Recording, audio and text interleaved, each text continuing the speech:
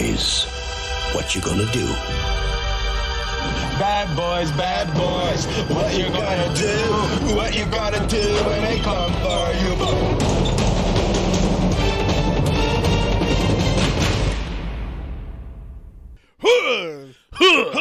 I'm definitely using that sound effect. Good. I just realized my window's wide open, so just everybody's hearing Leave it open. this. Hi, everybody. Hello, everyone. What are we doing? Listen, guys. Listen, we're so excited. Welcome. It's a brand new miniseries. Well, you were going to say it's a miniseries sequel. Yeah. It's a miniseries sequel. Welcome to Worst Cops Ever 2. Worst Cops Ever 2! Yeah.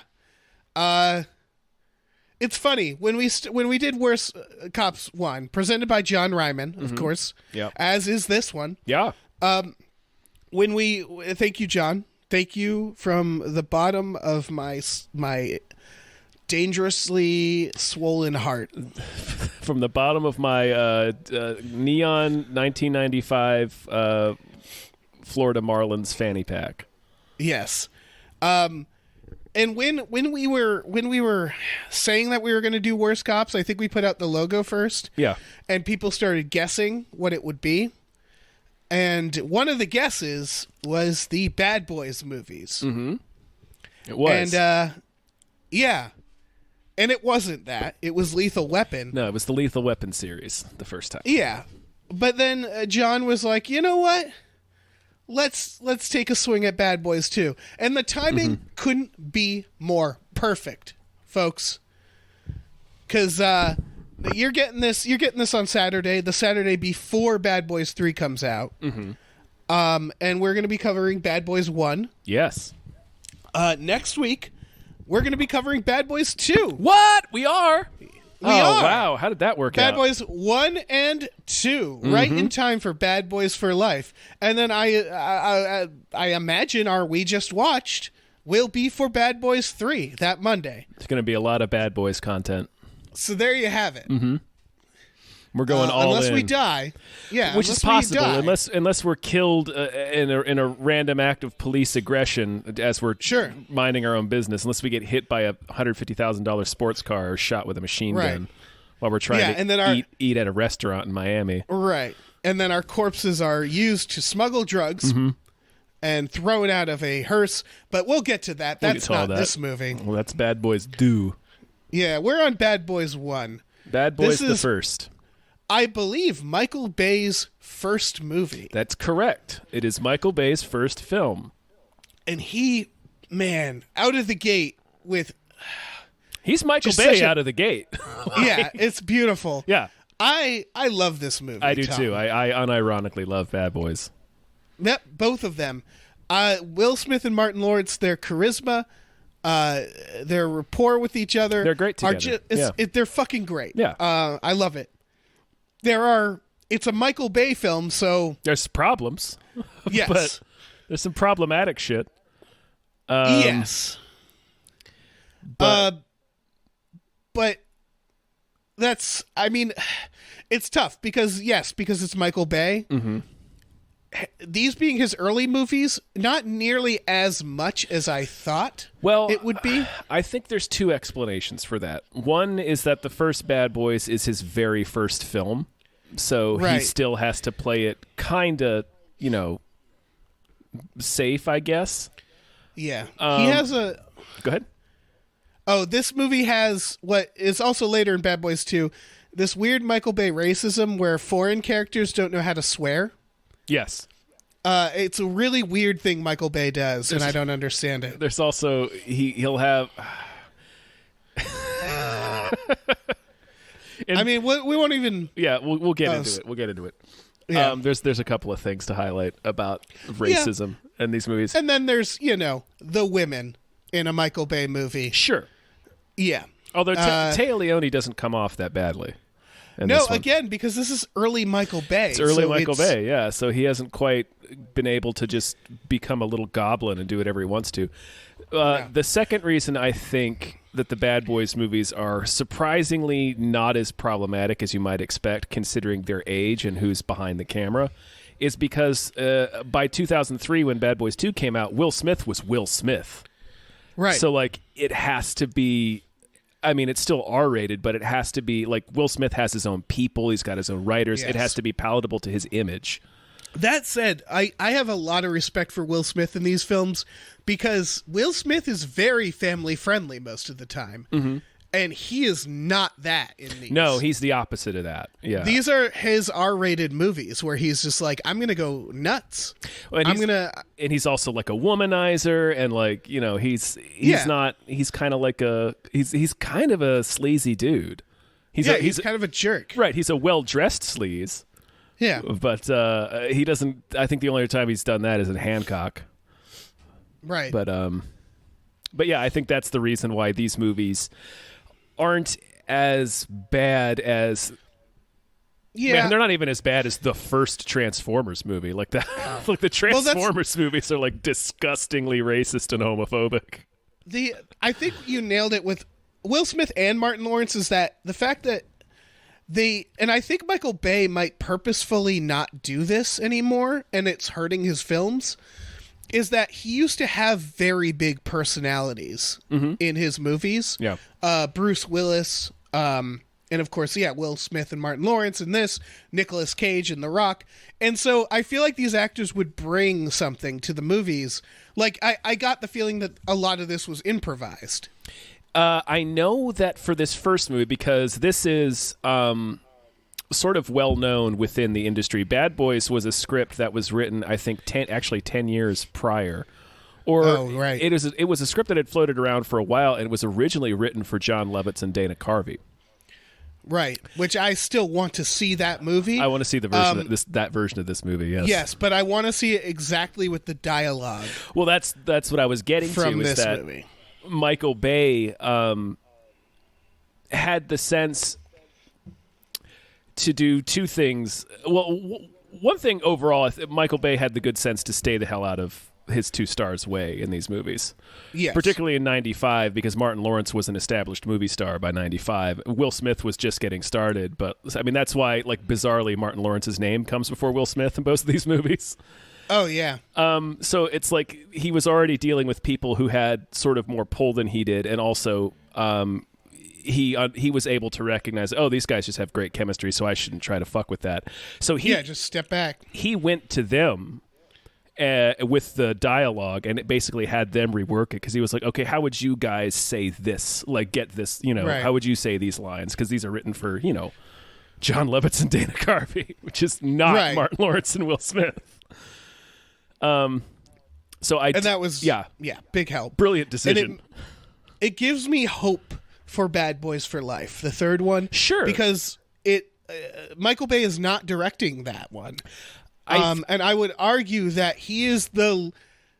all right, the action, yes. Michael Bay was a big part of the action of these films, but he's not why I like these films. No, in point of fact, his... inserting himself even more, because by 2003 Will Smith was Will Smith, but Michael Bay was also Michael Bay. Right. So like Bad Boys, we'll discuss it, but Bad Boys 2 is kind of it's famously overlong, and it's like loaded with these absurd action sequences. Like it has a fourth act. Yeah. It's a movie. Yeah. I don't like it as much as I like the first one, and it's because it's too much Michael Bay. So it's like, honestly, if you were going to get rid of one part of the equation that made these movies, Michael Bay's the one to lose. Yeah, you just need a good action director. Yeah. And then you get... Because he didn't write them, right? Mm-mm. Yeah. So you just get whoever wrote them. You get Martin Lawrence and Will Smith to add their flavor to it, and you get someone who knows how to shoot action, and you're done. Yeah. Really... So... especially this first one. This first one is primarily like a farce with some action sprinkled in. So it's like, really all I need is to get these two actors back together and throw in like one or two car chases and gunfights that are competently shot. And that's all I need. Yeah. I mean, the biggest shame to me about the Bad Boys franchise is that there isn't 20 of them. Right. They went so long in between movies. There's an 8-year gap in between the first one and the second one. Yeah. And this third one is coming out 17 years after the second one. Yeah. The fuck? 17 years. Yeah. gracious. So I guess let's get into the how they're monsters, huh? Well, first we run through the plot real briefly. Oh, is that what we do? Yeah, that's what we do. Okay. We can do that. Yeah, we can do that. Do you want to do it or should I? You're better at it. Okay. Well, then I want you to do it. I'll take the wheels of this limited edition sports car that Will Smith I can do the owns. next one. I'll do the next Bad Boys. I trust you to do Bad Boys too. Yeah. So Will Smith and Martin Lawrence play Mike Lowery and Marcus Burnett, who are two narcotics detectives in Miami.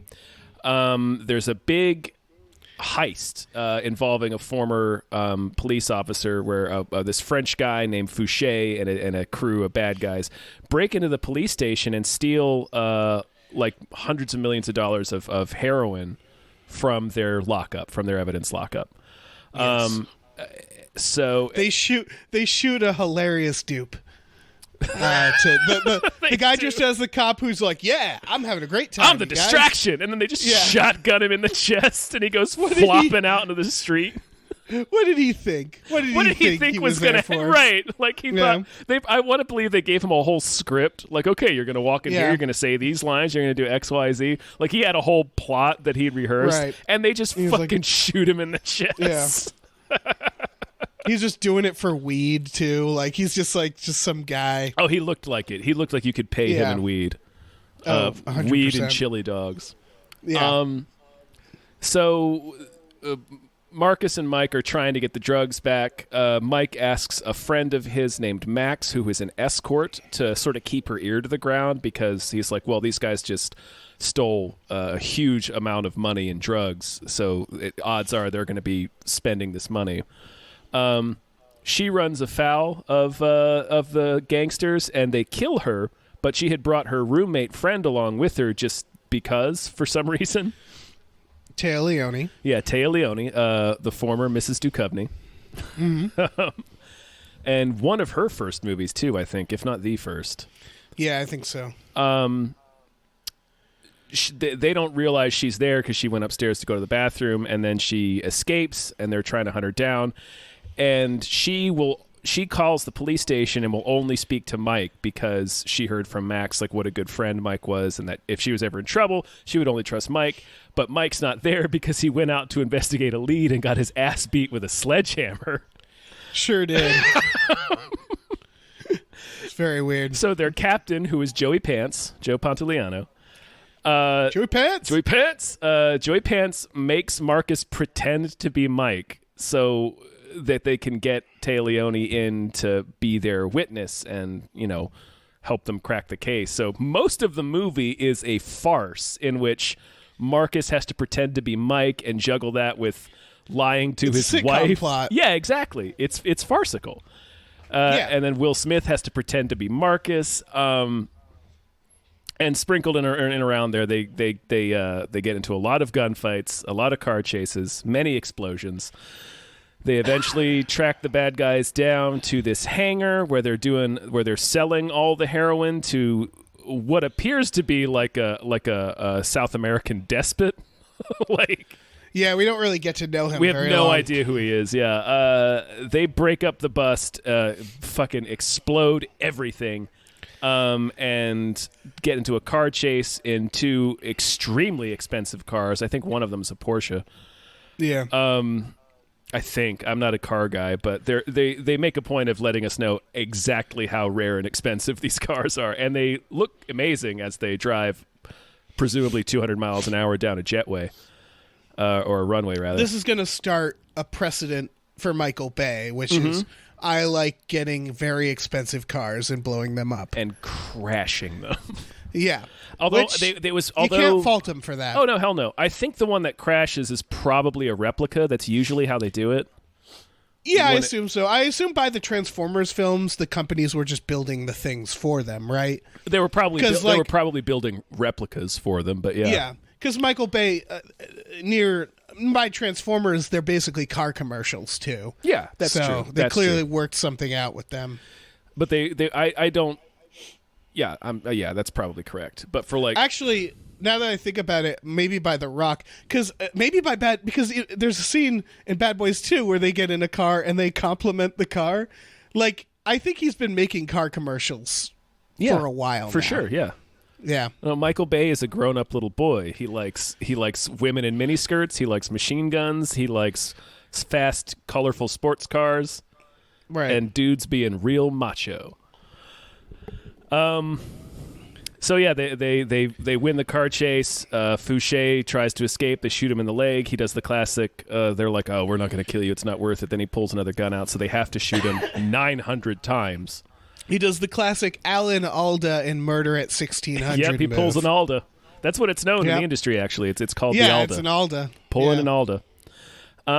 They shoot him to death. Everybody's happy. Case closed. Good guys win. Ta-da. And the song "Bad Boys" plays. Of I course, assume. yeah, it does. Yes. Yeah. Okay. And that's the film. So, I want to start off by I set a goalpost right at the beginning. Okay. Which is the fact that they robbed the police station, which is already, man, that's bad. Mm-hmm.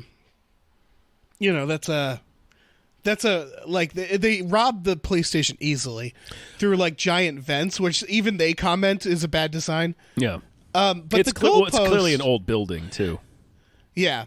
So they steal the drugs, and then they go to sell the drugs, and basically Joey Pants is like, this was your case, go solve it. Mm-hmm. So the goal is get the drugs back and arrest the guys before it hits the news. That's the big thing. Yeah. Is they don't want it. The captain's real anxious about it hitting the news. Marg Helgenberger shows up as like a real pain in the ass. I think internal affairs lieutenant who's I like, think so. Yeah. She's like, I'm going to take this case away from you guys if you can't solve it within like the next couple of days, because this is a media circus. It's going to be a huge black eye for the department. So they don't do those things though, right? They blow up the drugs and the money and the bad guys. Well, I mean, I thought we were going to get to that, but yes, in true that's like I just thought that was it's the biggest thing. Well, it's in true worst cops ever fashion. They kill all of the suspects and destroy all of the evidence. Yeah. They fail very badly. Yes. Bizarrely, this is the most by the book they get. Again, in true worst cops ever fashion, the first film is the film in which they're the most responsible in terms of actually being law enforcement officers. Yes. I think much like we talked about in the Lethal Weapon series. Mm-hmm. Yeah. There's a lot of fault to be had on the entire Miami PD. Joey Pants specifically, he's a maniac. He spends both of these films. I believe in both of these films, there's a scene where Joey Pants gets real intense and in their face, and he says, "Do whatever you have to do.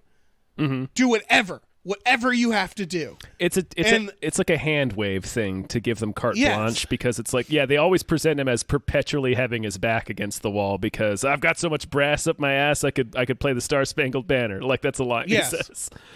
It's almost the opposite of the Lethal Weapon, where like it's weird. Like they're constantly, they seem like they're constantly struggling to get any help.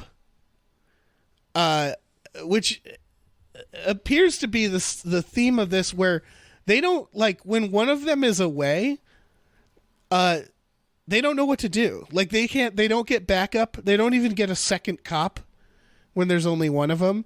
They're like soul bonded.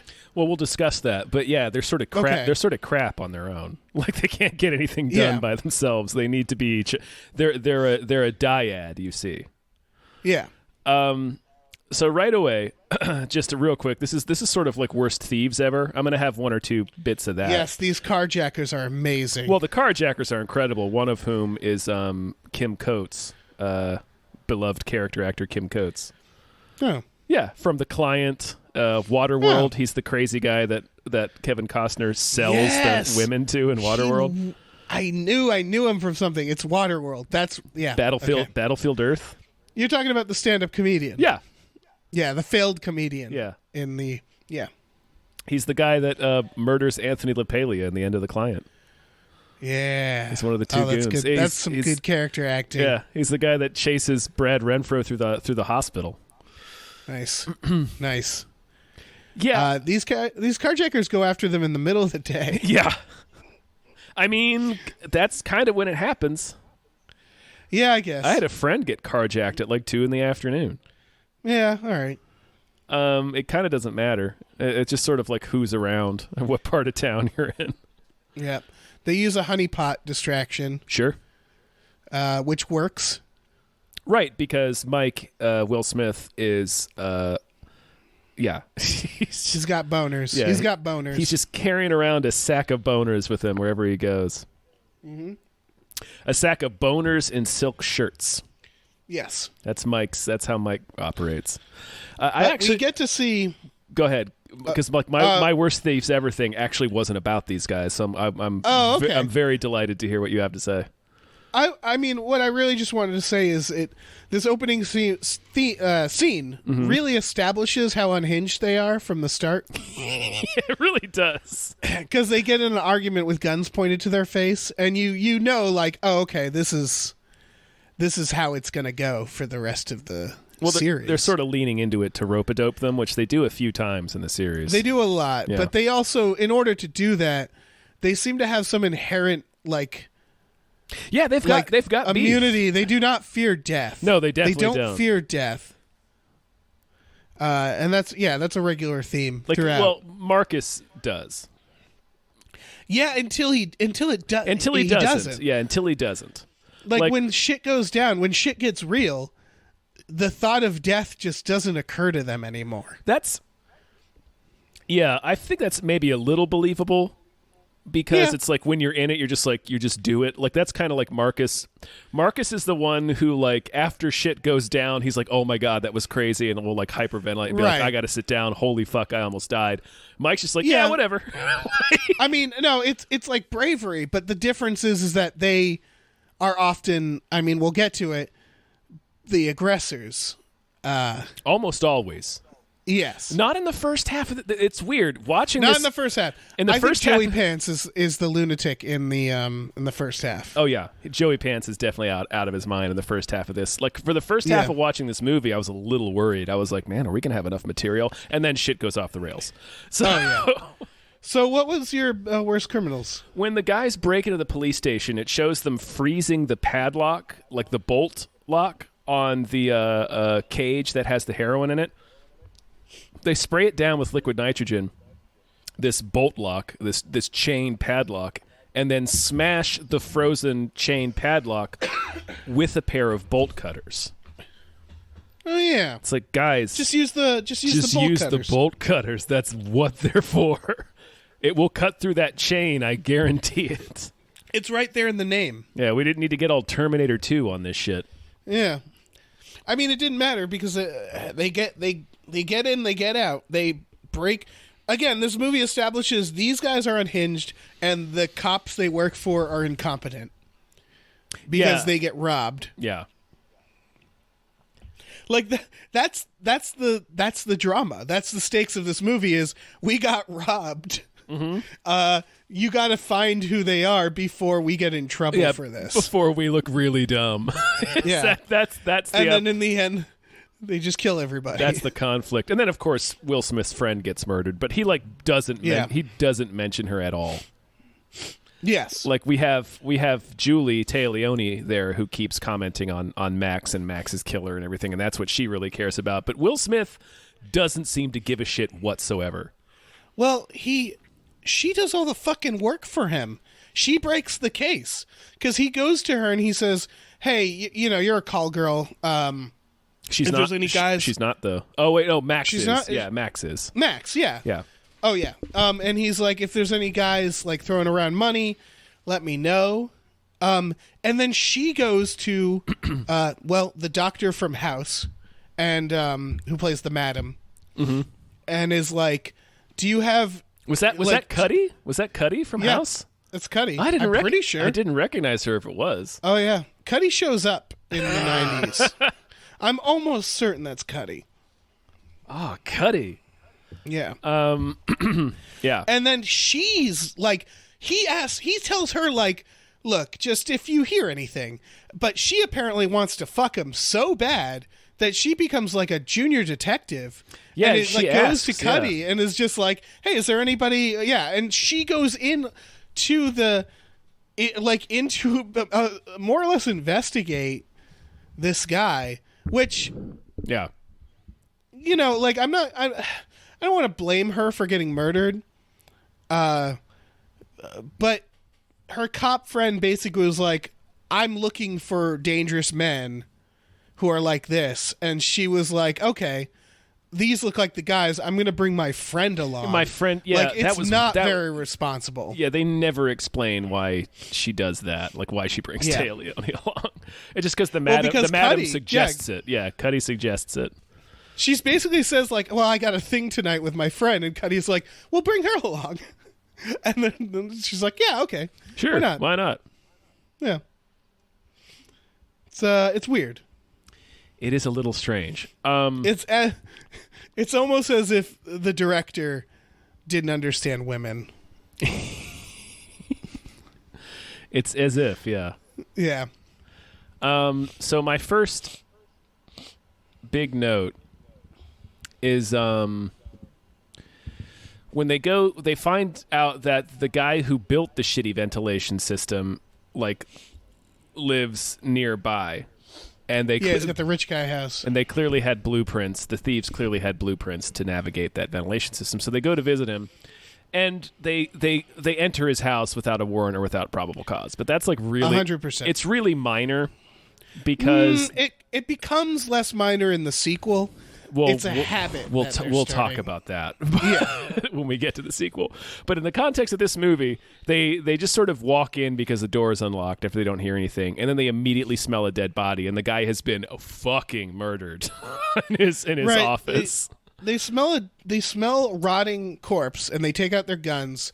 It could be like a dead dog. It could be. I mean, yes, they're proven to be right, but it doesn't excuse the fact that they do break into someone's house. They do, yeah. And then whip out their guns when they smell something. Yeah.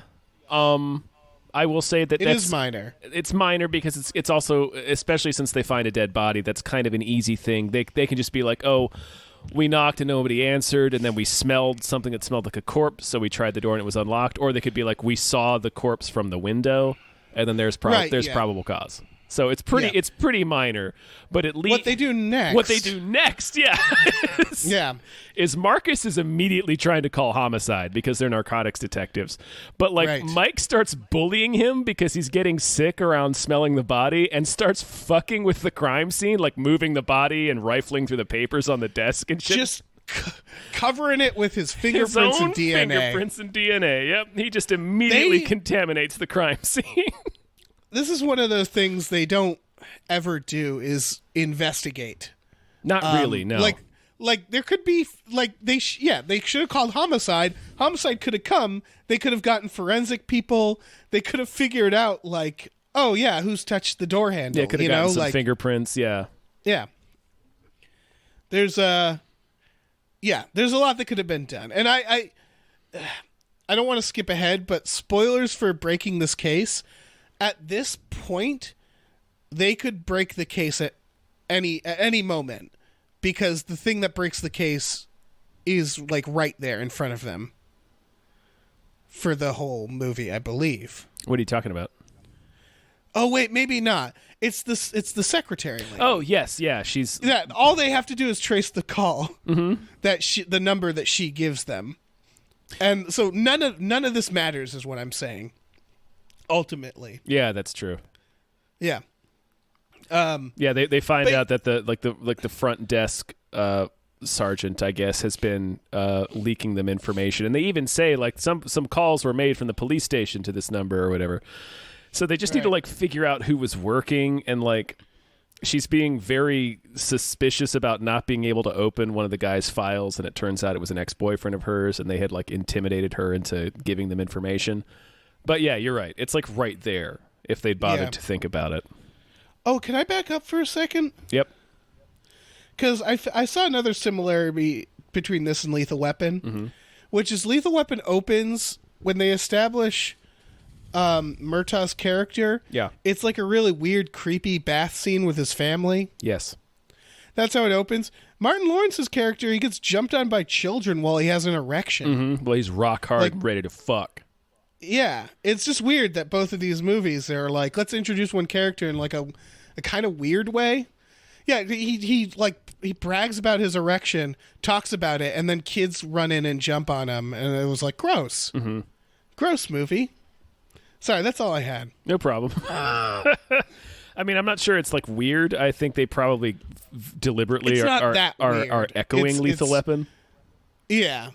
So we learned about both of these Bad Boys movies. Marcus's dick is a big part of them. Mm-hmm. Marcus's inability to bone. Yes. Yeah. Yeah. And then Will Smith's character being like a samurai of boning. Yes. Yeah, that's in both. Yeah, it's in both films. Yeah, respecting property is also a big theme of this. Yeah. Worst thieves ever. When Fouché and the rest of his goons show up at Eddie, who is the shitty ex-cop that got them inside. When they show up at his party to kill Max, Fouché holds a pillow in front of his gun to shoot her for some reason, because it does absolutely nothing to lessen the noise of the firing. And then she crashes through a glass table. Then he shoots Eddie in the leg without any kind of suppression. And then his goons shoot Eddie like 2 or 3 times without any kind of suppression. So it was like, why'd you bother with the pillow, you lunatic? And then when Tia Leone makes noise, they fire wildly at her. They don't even know who she is at that point. Everything about this scene, because then it becomes a crime scene, because it's like a hotel. It's the Biltmore. Yeah. So there's people there. Yeah. At first I thought it was like his private villa. Mm-mm. But he's just in a hotel. He's having a cocaine party. Is it cocaine or is it heroin? It's heroin. He's having a heroin party in the middle of the day. Like it's like 1 in the afternoon. Well, it's evening. It's light out. Well, it's dark when Tia Leone jumps out the window. Is it? Yeah. Okay. So all right, that's all right. And he's just like loudly running around, inviting these, like, they're all clowns. And I would argue in both of the Bad Boys movies, the villains are kind of all clowns. Yeah, they're big time idiots. And maybe this is a Michael Bay thing, but I would extend that to say every character is a maniac. Kind of. In all of yeah. Everybody does just wild decisions. The next time they see the captain, like, he's like, yeah, you're fine. Look, when they show up at the Biltmore, he's like, you're finally here. So it's like every time they see the captain, it seems like they're perpetually late. Yeah. Like, I guess Mike and Marcus just can't be bothered to get to crime scenes on time. Yeah, I mean, it's hard. Yeah, that's true. It's hard when you're driving a $150,000 sports car to be on time. Exactly. It's at this point that they could wrap up the case if they wanted, because they find the dead guy, and that dead guy, all you had to do is open his file, but she's not opening it for them. Right. So she's the one thing in the way. But if they were like, look, we really need to see in that file. A lot of this police work could have been easily done by just slowing down. Mm-hmm. Like that last crime scene, just like prints, getting prints, figuring it out. They don't do any of that. They don't. When they go to arrest people in this movie, they just show up, just the two of them. Yes. Whatever time of day it is. Mm-hmm. They can't wait a second. Nope.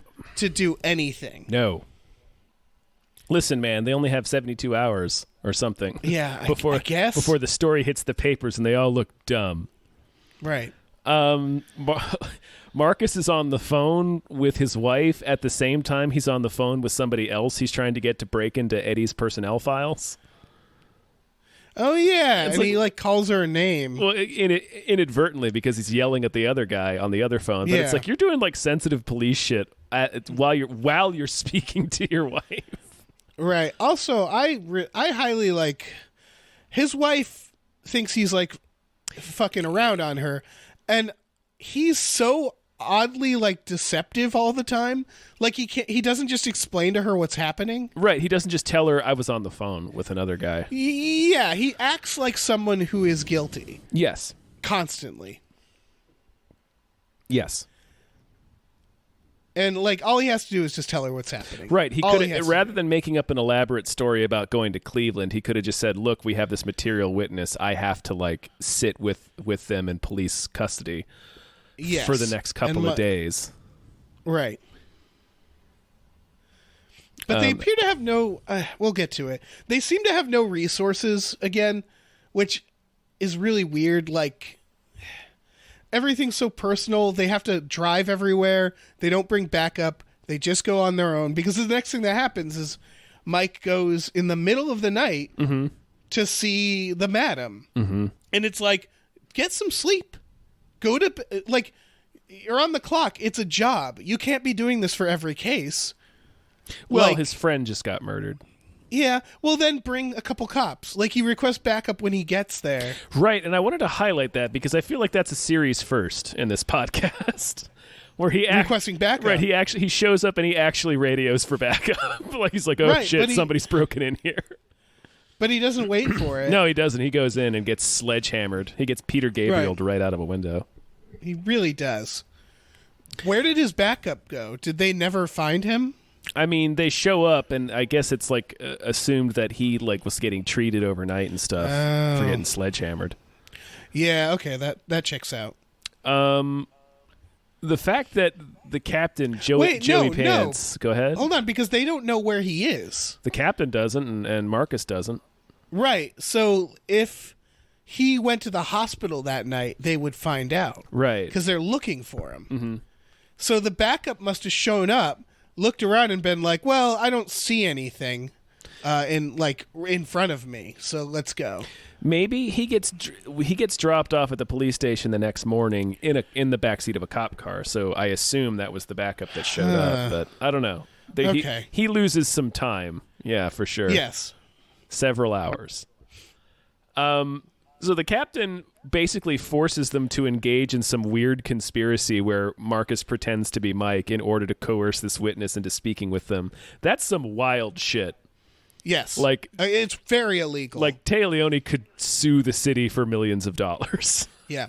And this is why I feel like the captain is, of these three characters, the worst of them. In this movie, he orders absolutely, them, yeah. I think in the next one, because he orders them and enables them to do some wild shit. And screams at them and says, do whatever you have to do. Whatever you have to do. And then like throws them under the bus when when they do whatever they have to do, and doesn't give them backup, or like in this case, like what happens is Marcus goes and picks up Téa Leoni, gets in a gunfight because he doesn't bring anybody, and then brings her to Mike's place, and it's like, just take her in, just take her into the station. Well, she says, I don't want to go to the station. If you take me to the station, I'll develop a case of amnesia. Because he threatens to arrest her for interfering with an investigation. But do cops do that? I don't know. Like if a witness says... Like, it just seems... It seems like no matter what she says, it's like, no, we're not taking you to this guy's house. Yeah. No, fuck that. No, You're a witness. Right, it's ludicrous. We're going to take you into the station. Right. Or they could have been like, we'll take you to a safe house, but... Yeah, it's a ludicrous premise. Because her thing is like, no, I don't want to go there because that one of those guys was a cop. How she knew he was a cop, I have no idea. Right. And he says to her he's an ex-cop. And then by the time she meets Mike, who she thinks is Marcus, she's working with both cops at that point. Again, just take her in. Right. Because she's like, well, I only go to your house. I don't want to go to a police station because there's a cop that did it. It's like, dude, the cops know where Mike lives. Like, they have his at. You're not any safer there if your reasoning is you don't want you don't want cops to know where you are. Right. And I get maybe like that night she's scared, but once it all settles down, and at any point they could just say, look, we lied. This is actually Mike and I'm Marcus. We're taking you in. But they like keep it going for days. Yep. Several days. Under orders. They're being ordered to do this. Right, yeah, they're being instructed to do this. when the criminals show up at Julie's apartment and Marcus gets into a gunfight, this is another worst criminals ever. The henchmen? Yeah, the henchmen are there to like discreetly murder her. First of all, they discreetly murder the madam with a sledgehammer. It's like, what, you psychopath? Like, these henchmen are something else. And then this these three goons come to Julie's apartment and just immediately blast the door in half with the Muldoon shotgun. Yeah. It's like, my God. I love that it was like the one weird old henchman. Right. That they're like giving shit to. Right. Because like, you fat bastard. You fat piece of shit. He's like, I'm 55. Yeah, what is that guy doing? Can he not get another job? Probably not. I don't know. Maybe he should be able to retire at this point. If he's a henchman... It seems, and like in the Biltmore when they just open fire on Julie from the bottom floor, not being able to see who she is. Right. It's like they have rabies or something. They're just like they're out of control. They're attacking with maximum violence. Yes, but they're very sloppy. Yeah, like the sledgehammer blows me away. It's like, what the fuck is wrong with this guy? Yeah. That he's like, sounds exhausting. We want you to go kill this madam. He's like, well, I'm going to go get my 10-pound sledge. Yeah. Imagine killing someone with a sledgehammer. That is hard. That's exhausting. Because here's the thing. Not if you surprise them. That's one swing, buddy. Oh, I just mean in general, like if that's your thing, you're doing that all night. That's true, yeah. Like, like, first of all, yeah, you have to surprise them every time. But then... if you don't surprise them and you accidentally hit them like the tummy, like, yeah, they'll be down, but then you have to keep swinging. And every single time it's like chopping wood. Yeah. Like, you ever try to chop wood for a while? Like, that's the worst weapon. I've broken up concrete with a sledgehammer. Yeah. Like, I've done that for like a day. Yeah, that guy locked himself into that fucking it's not bit. like an easy thing to do. Yeah, it's like exhausting. Yeah. So it's just like, man, he just must be a dark, dark man. Yeah. When Marcus gets into that shootout with the guys, they do so through the patio of a restaurant. Yep. Just with people sitting there eating dinner. Lot of bystanders in this series. I mean, the thug starts the gunfight, but still. Yeah. Well, there's a lot of moments like that later in this movie and the next where cops... and this is the same with the Lethal Weapons, is that I don't think cops will chase someone down the street or in a car if that person starts to becomes dangerous. Right? They're not supposed to. They're not supposed to. And they do that all the time in this. They're like Terminators in this. They don't stop chasing. Nope.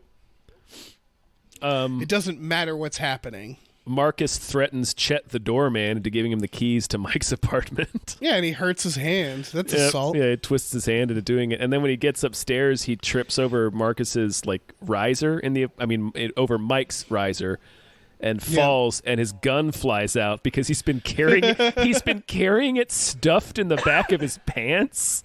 Yeah. It's like, you're a police officer. You have a holster for this point, reason. By the way, yeah, sorry. the bad guys saw his license plate, right? I'm not sure. He says to himself, I know they got to look at my license plate. Right. And that's why Mike goes to his wife's house and his family's house and all that. Yes. What you're pointing out is why, and Joey Pants says this in the second one, there's a good reason they drive police cars. Yeah. And wear uniforms. And they don't do that in this. And if they had police cars, none of this would have been an issue. That's true, yeah. Yeah, because the license plates wouldn't have mattered. Yeah, Lord knows why he drove his family station wagon to pick Julie up. Just drive a police car, man. With no backup. No backup. Well, she told them she would only speak to him, so... So, have a guy outside. I don't know. Yeah, it's true. Like... It just seems like, I don't think, again, if I like witnessed a murder and I called the cops and I was like, I'll only speak to this guy, the cops aren't going to fucking, like, they're not going to honor that, are they? No, they'll just come to my house. She gives her address, like, yeah, they'll just send the cops over. It's just so weird how, like, powerless they are. Yeah, they just sort in this situation. They just sort of like drift along. Like, well, I guess we're doing this now. like, well, she said so, this witness. No, I guess we gotta do what she says. This witness who doesn't matter if they would just, like, go through the crime scenes better. Who also, I don't understand why the bad guys are after her. Because she can incriminate them. Right, but that doesn't seem to matter, does it? I don't see why it doesn't. Well, we'll get to that. Because it feels like she incriminates them in the club hell, but they still don't catch him. Well, she points out one guy that she recognized from the mugshot, but they end up killing that guy. Right. Because they're terrible at their jobs. We'll get there. Okay, we'll get there. All right. We'll get All right. Mike shows up at the police station the next morning with a concussion, but he's still in an active investigation. Seems like maybe he shouldn't be. Oh, yeah, no, he should be taken. Also, his friend died. It's personal. His family, and Marcus's family is threatened. Mm-hmm. But apparently these are the only two cops they can have on this. When they get to Club Hell, okay. So Julie picks a guy out of the lineup that she recognizes. They learn that he hangs out at this place called Club Hell, which I think is also used in The Punisher with Thomas Jane and John Travolta. Yeah, that checks out. So, what's that? So just right away, she points him out. They know who he is. Mm-hmm. Just call backup and go to his house. Just go arrest him. Yeah. Just go arrest him. Let's go arrest him. Like, don't go to the club. Like, I guess you could go to the club, but, like, go to where he lives, right? That's how cops arrest people? Normally. Yeah. Unless they can't find him. Wait for the next day and just go to his house and arrest him. But if they're going to go to the club, don't just be two of them. Bring some cops in uniforms. Right. Don't go in the middle of the night. Treat it like an arrest. Yeah. This is what baffles me about the Club Hell scene. So they show up at Club Hell. Mike and Marcus split up to try to find Noah in the crowd, who is like a dangerous criminal involved in this murder and then this huge drug heist. And Marcus immediately goes to the bathroom while Mike is flirting with the dancers and drinking at the bar. Right. They're just like, scope it out. Right. And it's like, but you're not at a stakeout. You're there to arrest somebody. They don't know for sure he's there, so I guess they're looking for him and they don't want to tip him off. But that goes out the window because Marcus gets attacked by two guys in the bathroom trying to kill him. He subdues them both, but does not arrest them. No, he doesn't. They're clearly involved, and he doesn't arrest them. He's like, I'll be back for you guys. Like, no, fuck it. Arrest these guys. Yes, they probably know something, too. Like... This is what I'm saying. Is it's like they forget they're cops, and it's like the police station has no resources. Like, it feels like they're completely on their own, and like they can't arrest him because he's like, I have other things to do. Yeah, like I have to leave you there. What do I do? Call other cops to come here? No, that's ridiculous. It's just us. We're on their own. When one of us disappears overnight, it's just the one of us then. Like, they seem to not know, even more so than the Lethal Weapons, they seem to not know they're cops in some scenes. Like, they forget. Because this scene ends with them getting chased. Yes. And even Tia Leone says, "You're cops. Why are you running?" Why are you running? It's after they let an important witness open fire in this nightclub with one of Mike's guns that she took from his apartment. Causes a huge panic where people are like running over each other to get out of the club. I forgot about this. That's also a big thing. Is they don't know Tia Leone. Nope. And they just let her be in Mike's house with apparently his guns. Yeah. Again, I don't think cops would ever do this. No. Right? No. This reason. For a lot of reasons, but yeah. She could just rob him and sell his shit for drugs. Like, they don't know her. She's a witness to a crime. Like, you don't let them live in your apartment. No. Yeah. It's very bad. They do a very bad job. You also don't leave them unsupervised. No, yeah, you don't do any of that. So they leave with a gun, right? With several guns that are unlocked. They flee the scene in a truck that they just steal. Yeah, they hijack a truck at gunpoint. high-speed chase through Miami, firing their guns into the street and throwing barrels of ether onto the road and then shooting them so they blow up. Yep, they're just throwing ether on the highway in a demolish a construction site. Yep. They were, just for the record, all they were there to do is make an arrest. Yep, they were there to arrest one guy. And they are now being chased down the highway throwing barrels of ether like video game villains. Right, chucking barrel bombs into traffic. Yeah, like they're the villains in a Time Crisis game. Exactly. It's ridiculous. Just go with some uniforms. Go with like 5 guys. Get a helicopter. Go into the maybe. nightclub. I don't know. Yeah, and like go to the nightclub, tell them to shut off the music, and like just go arrest the guy. And again, and she identifies more people there. Like all they had to do at that moment, because the main villain's there. Yeah, they're just all of them are there. They're all hanging out upstairs in the VIP lounge. They have probable cause, right? She identified one of them. Yes. They would probably be able to match the prints or of a couple more, like in that architect crime scene. They might not be able to get anything on the main guy, but like it's a start, right? Yeah. They blow up their prime suspect, the only suspect they have, and then they go to a convenience store. Yeah, they sure do. Like they're still like no paperwork. You're not going to go back to the you're going to go to a convenience store to buy shampoo for the witness? Yeah. Like, what are you doing? Again, it's like they're not cops. That's very similar to the Mel Gibson Lethal Weapon, where he goes on that date, gets chased by a helicopter, and then just goes home. And then it's like, no, there's shit to do. You just got in a very like a high-speed chase with a lot of explosions. Did you not even stay at the crime scene? Nope, they just go home. They just fleed the crime scene. Yep. After throwing barrel bombs onto the highway, blowing up a car with 2 people inside of it. Yeah. They're just like, let's go buy you some shampoo. And then leaving 2 guys that tried to kill Marcus on the floor of a bathroom in a nightclub. Right. They do not follow up at all. Yeah, they don't. I guess we'll get to it, but this is good setting it up. Is the second Bad Boys, the villains think they're not cops. And I can see why. Right. Why would you ever think? I mean, in this scene... They don't act like cops. In this scene, the convenience store clerk doesn't believe they're cops, so he pulls a gun on them.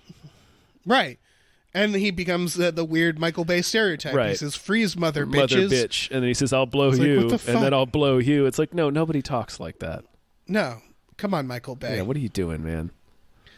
And then they pull their guns on him. Yep. And... I mean, whatever. Yeah, they do this. It's the equivalent of the bad guy putting up his gun at the end. Is they wanted this scene for some reason. They wanted this scene to happen, and so they needed the clerk to be a maniac aggressor. Well, he's probably been robbed a bunch. Yeah, he probably has PTSD. Yeah, and 2 guys dressed without uniforms and guns are talking about heroin. Yeah.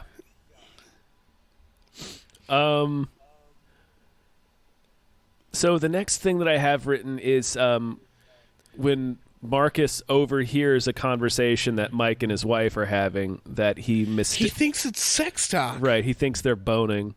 So he drags Julie, their witness, out of custody, handcuffs her to the steering wheel, drives her to his own house, and leaves her there alone so he can creep up on his own house and spy on it.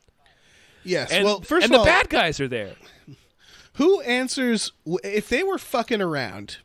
Mike and Marcus's wife. I forget her character's name. Teresa, which is the same name as the actress. Oh. They wouldn't pick up the phone saying sex stuff. Right. It's very silly. If you're boning somebody you're not supposed to be boning and their phone rings, you wouldn't answer the phone and in the middle of you saying, "Oh my God, we're fucking." Yeah, but whatever. It's silly. It's fun. It's like I said, it's a farce. It's a sitcom. But yeah, this begins the era, the point in the movie where they just start handcuffing Tia Leone to car steering wheels. Yep. Because again, They should have brought her in. Yeah. Instead, they didn't, and now they're treating her like a cat that's going to escape at any point. Right, they have to just handcuffing her. This is all very illegal. They're treating her like Leo in Lethal Weapon 2. they're just dragging her around everywhere they go. It's like this important witness. They are lucky that she likes them and wants to do this, because otherwise she could major lawsuit. In fact, we don't know. There probably was a major lawsuit after this movie concludes. Yeah. So after this point, then the bad guys are there for some reason. It's very lucky. Yeah, the bad guys have identified. I guess they spot Marcus in the club, and one of the thugs recognizes him. That's why they try to kill him in the bathroom. So they find out who he is, and they go to his house and they're watching it. And then wait, so they didn't get his plates? I don't know if they did or not. Yeah. So like that again, the Club Hell thing it's so irresponsible what they did. Yeah, for sure. Yeah. Then because they go ahead. Oh, sorry. They kind of create this situation for themselves where it's personal, because again, they don't just go in with uniformed cops. They don't go by the book. They go into these places, call people motherfucker, and like beat them up, and then don't arrest them and leave. Like Marcus, and it's like Marcus goes to the club wearing like a red denim vest and a tank top. Right, and it's like, of course they're going to go to your house. You didn't arrest them. You just beat them up and left. Yeah. Like, yeah, they might not even know you're cops. So what's the next thing I had written? Okay. The next thing I've written is when they go to visit Jojo the Tire Man, Michael Imperioli. Fucking Christopher. Poor Christopher. Poor Christopher. And then Mike pulls two guns and puts them in Jojo's face and is like, I will kill you unless you tell me something about this heroin shipment. Because their reasoning is they visited Jojo earlier. He used to be... He's a chemist. He seemed sketchy. Yeah, he's a chemist. He used to cut drugs. But he's a tire salesman now. But they reason that's too much heroin that's been stolen. There was a truck full of ether. That's too much product for him just not to have heard anything. So they go to his tire shop, and then Mike threatens to blow his head off unless he tells him something. Just intimidation. And then he threatens to shoot Marcus. And they do this whole thing, and then Joe just like, okay, I there's this one chemist I know who happens to be Kevin Corrigan. Right. It won't be the last time Mike points his gun at Marcus. Nope. They just do that for fun. Is this where the boat thing happens? Because the boat thing is hilarious to me. Is they bring Tia Leone, they handcuff her again. They bring her to go scope out the bad guy's boat, and they think they're being real sneaky. And then it cuts to the bad guy just watching them, staring at them through binoculars. Yeah, and then, there they are. And then she's like, "I want to look." And they're like, "Well, what the fuck are you talking about?" Mark is like, "This isn't Charlie's Angels. This is real cop stuff." And then Mike says, "It can't hurt for her to take a peek." And the first thing that happens is she peeks over with the binoculars, and fucking Fouché, who's just standing there like an owl with his binoculars, spots all three of them. It's like, yep, there they are. So they follow them back to Mike's apartment, where they get into a huge shootout in the lobby, kill a random bystander, and abduct Julie. Right, and we talked about this with Leo Getz in Lethal Weapon. Mm-hmm. If you have someone that you're supposed to put in protective custody, you don't bring them along to go look at the bad guys that they're supposed to name later. Right. Like, they put a big target on their head, and then they basically are able, because if they had just seen the cops, they wouldn't necessarily know she was with them. Correct. Yeah, so they wouldn't have to go to their houses.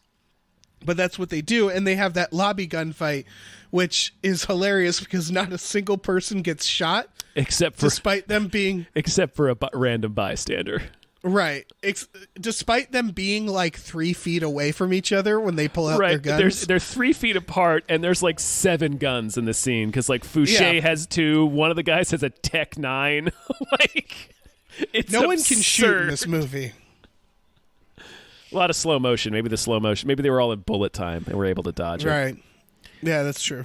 Because like the henchmen earlier, they shoot at Tia Leone and they can't hit shit. Yeah. Like it's very silly. They're very stormtroopery. Yeah. This lobby shootout abduction becomes a huge car chase in which they wreck several civilian cars.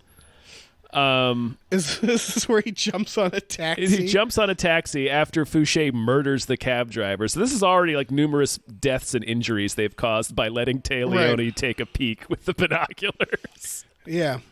This can all be directly tied to that. Right. And they're just shooting, and like they crash through like an elderly lady's hair salon. They knock over a bunch of like paraplegic basketball players. Paraplegic. I think so. Paraplegic is two, right? Yeah, that's right. Because quad is 4. Okay. Yeah, so it's like a like the murder ball guys, like the wheelchair basketball guys, just happen to be running down the sidewalk. So it's like they just tackle them. Right, they have Fouché like terrorize old women and some people in wheelchairs. Like they just have him do like the most evil things you can do in the span of like 5 seconds. Just kicking puppies. Right. Left and right. The only thing he doesn't do is like tear through a kindergarten and kick kids in the stomach at this point. It's just a lot of mayhem they caused because Mike was like, it can't hurt for her to take a peek. It does, Mike. It does hurt for her to take a peek. It's madness. I have a question. Yeah. Because then they kidnap Tia Leone, and they say something like, they just took our only witness. What are we going to do? You guys now, are both. You guys are witnesses. Chet's now a witness. That's what I was about to say. Marcus's wife is now a witness, for crying out loud. Haven't they been witnesses since Club Hell? Yes. Like after Club Hell, they can just arrest them. Well, Marcus doesn't ever make an attempt to try to ID the two guys that attacked him in the bathroom. Yeah. They could be arresting them right away. They're like scoping out the boat. Like like they're not allowed to go just arrest them. Just go arrest them. They don't have diplomatic immunity. Just go arrest these people. They've been shooting at you. Yeah. One of the guys... And they're like, damn, that was our only witness. And it's like, you've witnessed them doing more. Yeah. Way, way more. My God. Just go arrest him. Just go arrest him. After that, the captain... They go back to the police station, tell them what's happened, and then Mark Helgenberger comes in, and she's like, all right, you guys are fucking this up. Like, you guys are reassigned. Right. Which, yes. Fair. Fair assessment. But kind of insane. Right. Because she doesn't... It's not like... at this point in the movie, usually like the FBI rolls in. They're like, we'll take it from here. They don't do that. She just walks in and goes, you're done with the case, and leaves, and it's like, wait... But she just got kidnapped. Is someone taking over? Because they don't give it to somebody else. They just sort of fire them from the case. Well, as far as she's just talking to them, so she may be off to give it to other detectives. Either way, the reason I bring it up is because Captain Joey Pants immediately says, oh, fuck what she said. You guys go do this case anyway. Right. Because Joey Pants is the reason. I think he has cultivated a police station full of maniacs. Yes. He is like a cult leader. Mm-hmm. So they I forget how they track them to the airfield. Because this is all right, this is where the solution is. Okay. As they finally open the guy's file, the guy who they found at the beginning of this movie, and they find that the listed girlfriend, I don't know why the police have listed girlfriend in the file, but they do. Well, they do. And it's the lady. Especially if he has a criminal history, which that guy did. Oh, okay. So they list like your known contacts and former partners and shit like that. Okay. It's the cop lady, and then they interrogate her, and she tearfully confesses that they took naughty pictures of her, and we're going to like revenge porn her for information. What they do is naughty is a little derivative. She makes it really sound like they broke into her house and terrorized her and took horrible photos. Oh, is that the idea? Because it was a boyfriend. I thought it was like, I don't know. She said her ex, like, so she like her. Okay. Eddie and Fouché broke into her house and forced her to take photographs and post them up on her kid's bulletin board at school if she didn't. Unless she did this. Right. Yeah. So she gives them, I think she gives them the plans and like something but then else. They literally just, I guess this is what it comes down to is they say, do you have a number that they called you at? Yes. Yeah. And she says, I do. And then they trace the number, and that's how they get the guy. Yep. Now, again, couldn't they have done that with the henchman at Club Hell? They could have, but they blew him up. Oh, you're right. They could have at least figured out who his associates are. It's just so silly because it all comes down to her being like, oh, I could give you this number to trace. And then they just are like, oh, there he is. There's the bad guy. Well, she was deliberately obfuscating, though. Right. So I don't know how you get around that because they mention that they're trying to get this guy Fletch, who is played by NBA legend John Sally. Right. Here's my question: is when they're in Club Hell, like they see the bad guy up there, so they know that he hangs out there too. They don't know who the bad guy is, though. Right, but they never make an attempt to figure that out based off that interaction. Like they know he goes to that club now. They know he hangs out with that henchman. Mm-hmm. They never do any detective work to just figure out who he is. Well, like I said, Marcus never attempts to identify the two guys that attacked him, and one of them is one of the main henchmen. Right, and that's why I think this is so funny is because at the very end, they just finally get a phone number, something they probably could have got a long time ago if they had just done a little bit of detective work. Yeah. And then they're like, well, we can trace that. Like, they have to have this lady tell them through this crazy series of events. Yep. They're bad detectives. Yes, they are. Saying. They are. Yeah. So they get to the airfield, which is like a situation where you need to. They're like, there's no time to wait for backup. The deal's happening now, and it's like a plane and like a bunch of like South American, heavily armed, warlord troops, like. And the one henchman who says, "You have sexy ears. I want to lick them." Yeah, that's the guy that attacks Marcus in the bathroom. Oh, okay. It's what my point is that it's loaded with dudes with automatic weapons, and there's all sorts of shit in there. This is like you need to call like the National Guard for this shit. Yes, and it's like just two of them. No, well they brought along the two Hispanic detectives, right? Because whom with they trade racist barbs. Yes. But this is, again, it feels like it's the police station has no resources because when shit gets real, that's what happens. They always go to the two Hispanic police detectives and say, we need backup. And it's like, you can get more people than there's that. More than just these two other guys. Yeah. It really feels like they constantly forget that they're cops who have unlimited resources. Well, not unlimited, but more resources than just them. Yeah. I guess they haven't been. It's the 90s. We're not at the point where cops are getting SWAT equipment and military and being militarized. But, like, cops aren't known for... Like, Miami cops aren't known for not having, supplies and stuff. Right. And, like, extra people. Like, this is a big deal. And they bring 4 people. Yep.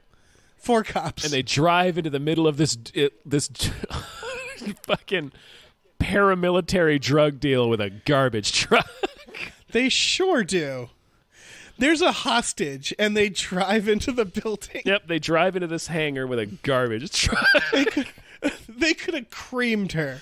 They could have just smeared her on the floor with their truck. And they just start shooting. Like they drive in there and just start shooting. They don't know where she is in the building. Fucking, there's a million explosions. The whole hangar ends up exploding because of all the ether to cut the drugs. Yeah. So again, like we mentioned at the top of the episode, in true Worst Cops Ever fashion, they kill all of the suspects and they blow up all of the drugs and money. Yep. And then they're like, we won. Yeah. But the news found out about them. Justice. Right. The ether part, they're on the news. Yeah, you would be on the news for driving an ice cream truck down the freeway and throwing barrel bombs out of it. So they didn't save face. Nope. They didn't get the drugs back. Nope. And they didn't arrest anybody. Nope. And they're just like, yeah, we did it. Yeah! Police work. They killed everybody. We killed them all. Well, that's not really what you're supposed to do. Yeah. It is very bad. This case is officially unsolved. Yeah. Well, yeah, and all the evidence is like covered in their fingerprints and shit. And they didn't do anything by the book. Nope. They didn't call in any backup. It's just them. It's just them running around. Like it's, and again, I think both of these movies have this. Is like you could easily rewrite the Bad Boys movies to not make them cops. Mm-hmm. To make them like vigilantes, because they don't really use the power of being a cop at all. They do things illegally all the time. Right. They use the fact that they're cops to avoid any accountability for all the carnage they cause. Right. But if they had like a bat cave, a bad boy cave, mm-hmm. it would be no different. Like it's just very silly. I want to see like Will Smith walk up to like the Batman vault in the Bat Cave where he keeps all his bat suits, and it's just like a rack of his silk purple suits. Yeah. Oh hell from yeah. Bad Boys 2. That'd be amazing. That would be amazing. So yeah, I think that's Bad Boys. That's Bad Boys. That's Bad Boys, baby. That is a retelling of Bad Boys. I think the big conclusion for me personally is the realization, because we talked about this with the Lethal Weapons, we talked about this with when we do Fox Mulder's A Maniac, mm-hmm. where it's like I've seen this movie 1,000 times. Oh yeah. This was an early favorite of mine as a 12-year-old boy. I watched this movie. Yes. I've seen this movie probably 60 times. Yeah, and I absolutely adore this film. But going through it from this lens, my biggest conclusion, what makes them different than like the Lethal Weapon cops, mm-hmm. is that one running theme that they seem to forget they're cops, and they don't seem to have resources mm-hmm. of cops, mm-hmm. and their station seems just constantly under fire. Yeah, and like desperate. Mm-hmm.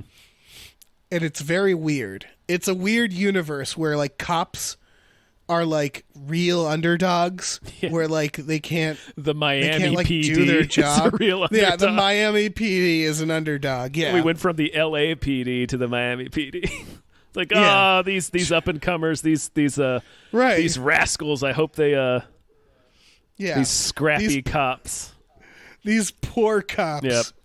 Yeah, it's just it's very silly. Mm-hmm. And, I love it. Yeah. I love this movie. It's the fucking best. Yeah. It's the best. It's real dumb. So I think that's a sode. I think we're done with this episode of Worst Cops Ever Part 2. Yeah. Many, many thanks to John Reimann for making this all happen. Making it come together. Yeah, he did it through our Patreon, and if you're interested in our Patreon, you can go to patreon.com/gamefullyunemployed. We have exclusive podcasts there, like Tom and Jeff Watch Batman and Fox Mulder is a Maniac. All true. Yeah, we have many tiers, one where you can produce your own podcast miniseries. We have several more coming out. The Highlanders. Mm-hmm. We still have the Highlanders coming out, and then we have 2 new miniseries that you'll learn about. That'll be shortly, yeah. Mm-hmm. And look out next week for us doing this for Bad Boys 2. Yeah. The second episode of Worst Cops Ever 2. Yeah. You lucky ducks.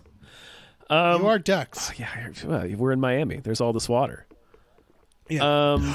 What? Sorry, one last thing. This movie and the next, they both have the famous Miami sign. Which doesn't exist. A sign that doesn't exist. Yeah. It is also in one of the Transporter films. Mm-hmm. And that's the weirdest part, that it crosses franchises despite not existing. Yeah. There is no Miami sign. It does not exist. I don't know why several filmmakers have decided there's a sign in Miami that planes fly over. It's not a thing. I think they're all just copying that shot from this film. Yeah, I guess so. We also have a store, tpublic.com/stores/gamefullyunemployed. We can check out t-shirts, mugs, stickers, posters, all kinds of stuff from our shows and related jokes, inside jokes, and just shit that we think is funny in general. So check that out to have stuff that can be your stuff in your home. Yeah, wear a shirt that confuses people. Yep. Confuse your neighbors and your family. Baffle your friends. Astound your family. Yeah, when they look at it, they'll be like, what? Yeah. And you can wiggle your head in front of them and go, are you freaked out yet? Do exactly that. Yep. Are you freaked out yet? Go all Ricky Gervais on them. Yeah, really trigger them. Yeah. Yeah. Go to our store to trigger the libs. Trigger the libs. Fuck, it works for some other people. It does, yeah. So, yeah. All right, say goodbye. Bye. Bye.